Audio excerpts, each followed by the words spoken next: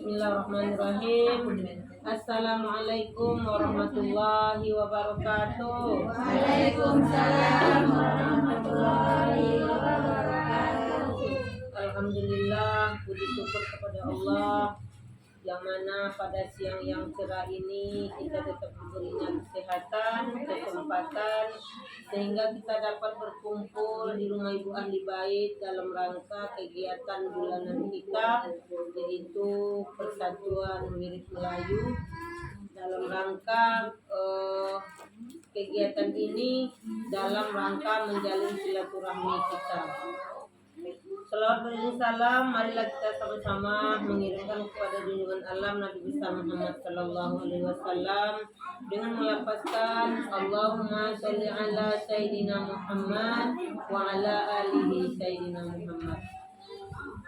Ibu Ahli Bait sekeluarga yang kami hormati, ibu-ibu jemaah yang hadir pada siang hari ini, yang telah diberi Allah langkah yang baik untuk menuju rumah Ibu Ahli Bait dalam rangka yaitu kegiatan rutin kita.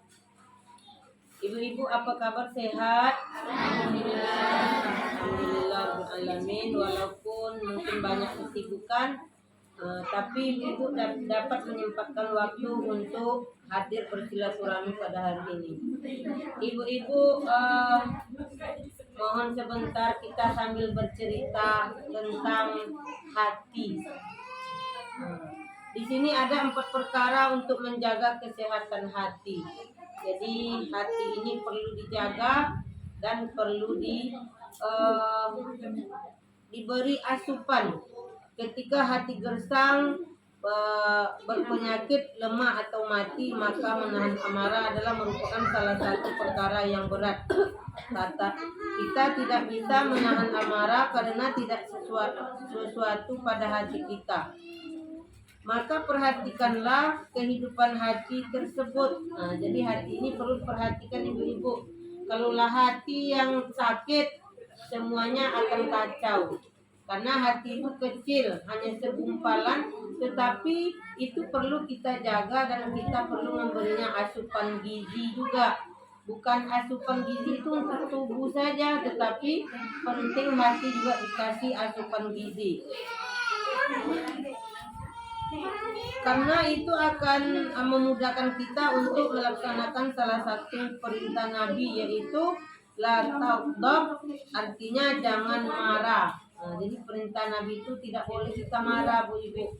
Kalau kita marah, berarti hati kita rusak ataupun sakit. Jadi Bu Ibu sendiri kan punya hati, kita semua punya hati. Jadi mari kita sama-sama menjaga hati dan memberi asupan gizi kepada hati kita. Jadi jangan gizi itu untuk tubuh saja, hati perlu diberi asupan. Di sini ada 4 perkara yang harus kita pahami untuk menjaga kesehatan hati kita. Yang pertama yaitu memberikan makanan asupan gizi yang dibutuhkan hati. Apa kebutuhan hati itu ibu-ibu? Apakah dia mau minta rendang kah? Atau meminta sop? Atau meminta es buah? Hati itu yang dimintanya adalah makanan hati itu adalah yang dibutuhkannya ilmu yang bermanfaat. Jadi ilmu yang perlu untuk hati itu, bukan makanan yang enak-enak. Jadi ilmu yang bersumber dari kitabullah dan sunnah Nabi Muhammad sallallahu alaihi wasallam.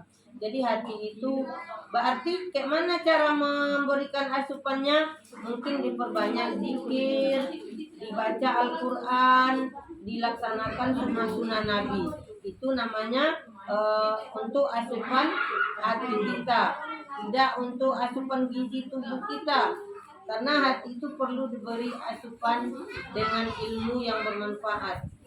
Dan sebagaimana firman Allah Subhanahu wa taala dalam surat Ar-Ra'd ayat 28, surah Ar-Ra'd yang berbunyi A'udzu billahi minasyaitonir rajim. Bismillahirrahmanirrahim. Ala bidzikrillah tatma'innal qulub. Pendek ayatnya Bu, tetapi tapi dia untuk obat hati. Artinya ketahuilah dengan mengingat Allah Subhanahu wa taala maka hati kita akan tenang. Jadi kalau lupa kita sama Allah, itulah hati itu yang gersang. Mungkin pas marah itu hati itu tak tenang, itu lupa menyebut astagfirullahalazim. Lupa karena kita sedang hatinya ada penyakit. Jadi sakit hati itu karena ada sakitnya itu karena kurang asupan daripada zikir ataupun ilmu yang bermanfaat. Jadi berilah asupan gizi berupa ilmu yang bermanfaat. Salah satu doa yang dibaca Nabi ketika pagi hari setelah sholat subuh, itu ada doa yang sering kita lantunkan di wirid juga. Allahumma inni as'aluka ilman nafi'an wariskan halalan thayyiba. Nah, itu namanya doa yang dibaca Nabi ketika waktu pagi. Artinya, ya Allah, aku memohon kepadamu ilmu yang bermanfaat, rezeki yang baik, dan amal yang diterima. Jadi kita berdoa subuh tuh, Bu, jangan minta lancar saja, Bu. Kita juga berdoa supaya di hari itu dapat kita amalan yang diterima dan juga rezeki yang baik dan juga ilmu yang bermanfaat. Sehari itu lama, 24 jam, sehari semalam. Nah, masa iya kita nggak ada dapat ilmu sedikit pun sehari semalam itu? Setidaknya adalah mungkin mendengar, dengan mendengar YouTube, dengan mendengar tausiah-tausiah lain, maka dapatlah kita ilmu yang bermanfaat. Maka terobatlah hati tadi. Nah, jadi terjaga dia dan juga dia kenyang. Intinya dia puas dengan gizi yang kita asup. Jadi hati itu termasuk rohani. Jadi makanan rohani tadi yaitu ilmu yang bermanfaat dan juga ibadah-ibadah yang baik. Sedangkan jasmani yaitu makanan pokoknya yaitu rezeki yang baik. Nah, itu makanan jasmani. Kalau tidak ada rezeki, maka kita tidak bisa makan. Maka tubuh kita akan lemah. Nah, jadi itu salah satunya obat hati yang pertama. Yang kedua yaitu melatih diri melakukan ketaatan. Jadi mungkin kalau kita belum terbiasa, maka biasakanlah setiap sholat itu ada zikir sedikit. Setiap kita memulai pekerjaan, kita biasakanlah membaca basmalah. Nah, jadi itu salah satu melatih diri untuk melakukan ketaatan. Mungkin kalau anak jatuh jangan biasakan mencarut. Mungkin ada kata-kata yang menyebut nama Allah, itu termasuk zikir. Jadi zikir itu tidak harus dalam sholat. Nah, bisa dalam berjalan, bisa dalam bekerja, bisa dalam melaksanakan aktivitas-aktivitas lainnya. Sebagaimana sabda Nabi Sallallahu Alaihi Wasallam, innamal ilmu bitahallumi. Sesungguhnya kesantunan itu dapat kita raih dengan melatih diri untuk santun. Jadi kalau santun itu tidak terlatih, tidak akan bisa dia. Tapi kalau sudah terbiasa santun, maka baiklah jadinya karena kita terapkan dalam kebiasaan sehari-hari. Artinya hati perlu dilatih besar tawakal, ikhlas. Dilatih ikhlas tuh. Kalau tak dilatih ikhlas tuh, setiap masuk kita tak ikhlas saja tuh.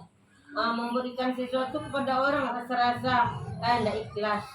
Atau menolong orang terasa tidak ikhlas. Tapi kalau sudah terbiasa, maka hati kita murah memberikan keikhlasan itu kepada orang ataupun saudara-saudara kita. Jadi penting kita melatih diri kita itu untuk melakukan ketaatan di dalam kehidupan kita. Karena Nabi juga mengatakan di dalam hadisnya, artinya amalan yang paling dicintai oleh Allah itu adalah amalan yang terus-menerus, rutin walaupun itu sedikit. Jadi bukan Allah itu tidak menyayangi orang-orang yang membaca, menyebut namanya, tapi itulah yang paling dicintainya. Jadi berhubungan rahmat Allah, marilah kita sama-sama melatih diri kita dalam berbuat baik atau ikhlas dalam melaksanakan perbuatan-perbuatan kita. Yang ketiga yaitu menyembuhkan hati dari berbagai macam penyakit. Nah, jadi hati itu kalau sakit, siapa yang menyembuhkannya, Bu? Tentu kita. Artinya kita jangan selalu selalu suuzon. Nah, kita harus koreksi hati kita mungkin yang rusak. Jangan orang saja yang kita salahkan. Periksa pula hati kita. Apakah hati yang sedang bermasalah perlu kita jaga, kita sembuhkan dia. Jadi sakit hati itu bukan seperti sakit demam. Sakit hati itu bisa membuat mulut tidak berbicara sama orang. Bisa mata tidak menengok orang karena sakit hati. Ada orang sakit hati nengok tak nondak nengok inyo tuh. Nah, tak nondak cakap lah sakit hati. Nah, itu terbiasa awak kan, Bu. Awak lah sakit hati bisa sobat pula sama orang lagi sakit hati awak, tapi itu yang tidak siapa yang mengobatnya, Bu? Tentu kita yang mengobat hati kita tuh. Mungkin kita mengoreksi lagi diri kita. Oh, mungkin aku yang salah nih. Udahlah, maafkan. Jadi mengobat hati itu kita sendiri. Kita yang mengobati penyakit hati itu. Sebagaimana sabda Nabi Shallallahu Alaihi Wasallam, apabila seorang hamba melakukan suatu dosa, maka dititikkan dalam hatinya sebuah titik hitam. Jika ia meninggalkan dosa itu, minta ampun dan bertobat, maka hatinya dibersihkan lagi. Intinya, Bu, kalau ibu sakit hati sekarang, tapi ibu bertobat membersihkan hati ibu, besok ibu minta maaf lagi kepada orang itu, maka Allah juga menerima tobatnya. Maka bersih lagi hati itu. Jadi penting bermaaf-maafan itu karena itu membersihkan hati. Ibu-ibu yang dirahmati Allah SWT. Yang keempat, Bu, mewaspadai faktor eksternal atau buruk. Jadi ibu-ibu jangan menanggapi sesuatu yang samar. Mungkin ada berita itu nggak jelas, ditanggapi tuh, nanti disebarkan. Itu namanya merusak jadinya. Jadi mewaspadai kita, jangan sembarang menerima berita yang tidak benar. Mungkin berita itu tak jelas, diperjelas pula tuh sendiri, padahal tak jelas tadi diterima. Disampaikan, dijelaskan ke orang, nanti kan jadinya berbahaya. Jadi kita harus mewaspadai faktor yang seperti itu. Orang yang selalu memasang telinganya untuk mendengarkan satu subhat, maka hatinya akan berpenyakit. Ya enggak, Bu? Udah banyak buktinya tuh, Bu. Dia menyampaikan hoax tersebut. Berarti dia sakit hatinya itu berpenyakit tuh orang seperti itu. Dan jelas tak jelas samar baru berita itu sudah disampaikan ke orang. Orang menerima benar-benar, rupanya tak benar beritanya. Jadi itu termasuk orang berpenyakit. Kalau berpenyakit hati itu maka diobatlah dengan zikir tadi atau minta maaf kepada orang-orang yang sudah kita sakiti.